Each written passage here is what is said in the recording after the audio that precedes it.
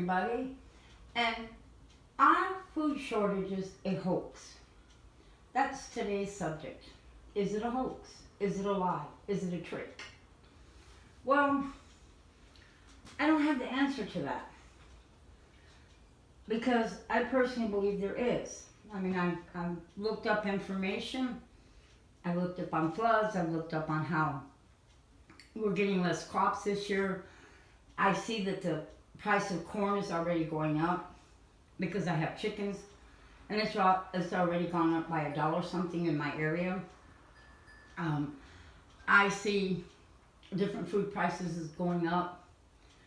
I don't think it's a hoax, but I don't think it's as bad as some of these other people are trying to say. We got some really gloom and doom people out there, pushing 25 years of some sort of dehydrated food.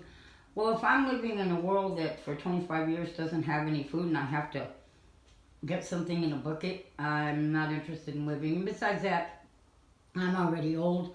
I don't foresee myself living, maybe I could, I don't know. But none of us have any guarantee how long we're going to live. Let's just put it this way. If I had to turn to some food supply in a bucket for 25 years, because that's all there was to eat, I'm not interested in living in that kind of a world. Okay? Do I think it's overblown? Yes. I think it's way overblown. But I think it's overblown by people who have never prepared much for anything in their life. I've always been the kind of person that's always prepared, so I've not really ever been that extremely concerned about anything. I'm not overly concerned about food shortages. I am for other people because other people are not prepared. They're not the kind that live their lives always trying to be prepared for what happens in life. And so that does concern me because I think food is going to get out of the reach of the hands of many people. In other words, they're not going to be able to afford to buy it. It's already that way. If you look at a lot of people and they will tell you that they buy and they have saved a lot of money by purchasing, chicken leg quarters is one of the most famous in my town. They put them on sale for $2.50. They're regularly $8.97. Some stores you can see it for $7.97 for a 10-pound bag. And I will hear quite often people will talk about, oh, the store has the chicken leg quarters on sale for $2.50. That's really cool. I'm going to save a lot of money on those chicken legs. And I'm like, okay, so where are you putting the extra money? How are you saving it? Are you putting it in a piggy bank, or are you putting it into your savings account? Because to me, that's what saving money really is. If you pay $2.50 for something that's normally $8.97, you subtract the $2.50 from the $8.97, and the leftover is what you save, because that's how much you saved on that bag. But I personally don't know anybody that's doing that, okay? Everybody I know, if you ask them, well, where'd you put the money that you saved? What do you mean? What are you talking about? Well, yeah, you said you saved money. Well, I did. I only paid $2.50. Well, that's not saving money. Spending money is not saving money, okay? Saving money is taking it and setting aside for a rainy day. That's saving it. But when you spend money, you are not saving. What they don't understand is food prices have already gotten so high, they can't afford it. They really can't. They can't afford to pay $8.97 for a bag of chicken. So what they do is when they find it on sale for $2.50, they will buy 4 or 5 bags of it, so that hopefully it'll be on sale again by the next time around when they need it, because they really can't afford to be paying $8.97 a week for a 10-pound bag of chicken. It's the same thing with pork. I know some people that like pork steak. Well, they don't buy it until they can find it on sale. Why? Because it's too high priced. So there's already problems with our food, whether we want to accept that or not. For a lot of people, there is. Now, for some people, I guess they can still afford to, eat what they want. But there is a lot, and I mean a lot of people in this country who cannot any longer afford the regular price. They do without it. They look for cheaper meat. Hamburger meat, $4 a pound. Hamburger meat used to be considered the poor man's um, meat, so was chicken. Well, hamburger meat now is a little over $4 a pound. That's what ribeye used to be. Okay? Our hamburger meat now is costing us as much as our ribeye. So we already do have problems. We just, a lot of us don't want to see it. We've been dealing with this for so long now that we've started to think that this is normal, and it's not. Paying this kind of money when they turned around and they took 4 pounds of sugar and gave you that, and took a pound from you, and then charged you more, we became accustomed to it. And it's costing us more in everything. And so, do I think food shortages is, a con, a lie, a hoax? No. In some ways, no. I do think it's overhyped. I do not think we're going to hit some major famine, at least not yet. And I don't think it's going to happen for a few years more. Not famine. But hey, what do I know? I could be wrong. But I've always been one of these, and I'm still the same way, and I'm still a firm believer because I had a grandmother that lived through the Depression.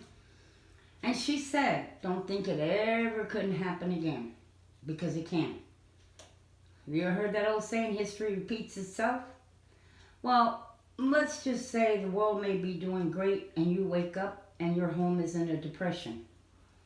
We should always prepare for our own personal depressions in life. We could lose a job, we could get sick, we could have a car accident that totals our car, we have no way to get back and forth to work. Our home is sent tailspin. It just is. Even though you may have insurance on your car, it may take the insurance company a week or two to even settle everything. In the meantime, you're on foot. It doesn't take much to send a home spinning out of, just badly. And so, I've always been one of those that thinks it's better to be prepared instead of arguing over whether something is going to happen or not. Because if you're prepared and something happens, it gives you a time, frame for you to regroup and rethink how you're going to do things, what you're going to do, what your next move is going to be.